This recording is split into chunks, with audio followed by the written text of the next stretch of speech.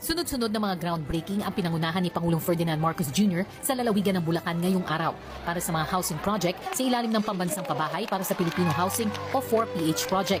Nagsimula ang Pangulo kaninang umaga sa Barangay Gaya-Gaya sa San Jose del Monte. Dito sa halos 7 ektaryang lupain, plano itayo ang siyam na 8-story residential building na may 1,890 na housing units. Sunod naman pumunta ang Pangulo sa bayan ng San Rafael, kung saan itatayo ang halos 4,000 condominium units sa Barangay Kaingin. Mula rito, dumiretso naman ang Pangulo sa bayan ng Pulilan para sa pagsisimula ng konstruksyon ng 8 10-story building na may halos 2,000 housing units. Bukod sa San Jose del Monte, San Rafael at Pulilan, nagkaroon din ng groundbreaking sa mga kaparehong housing projects sa mga bayan ng Pandi, Giginto at Malolos. At kalidad ng produksyon ng mga lokal na magsasaka, makakatulong din ito upang mapabuti ang imbakan, procurement at trading ng mais na pangunahing sangkap sa feed production. Tinatayang nasa 567 na hog raisers, poultry at yellow corn farmers ang magbe-benepisyo.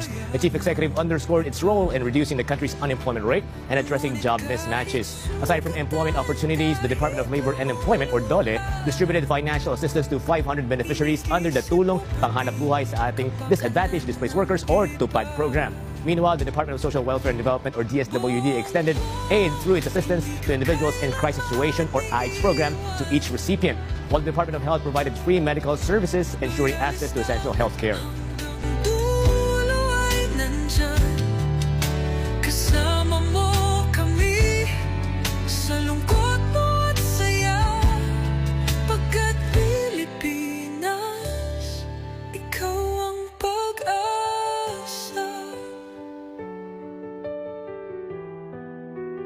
Sa laot ng unos, ikaw ay nag-iisa.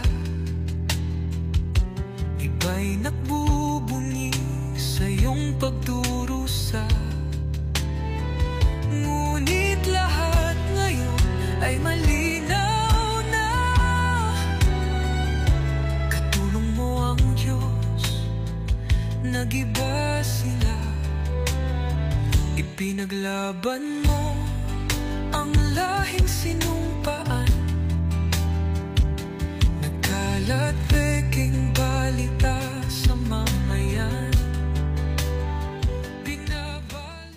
Pinatawad ng Pangulo ng United Arab Emirates, His Highness Sheikh Mohammed bin Zayed Al Nahyan, ang 115 Pilipino na nakapiit sa UAE. Ayon kay Pangulong Ferdinand R. Marcos Jr., direktang nakipag-ugnayan ng Embahada ng UAE sa Department of Foreign Affairs, Office of the Middle East and African Affairs para ipaalam ang pagpapalaya at magandang balita sa harap ng pagunita ng Ramadan. President Ferdinand R. Marcos Jr. led the inspection of subsection B of the Cavite Laguna Expressway. The Chief Executive did a walkthrough on the Governor's Drive interchange of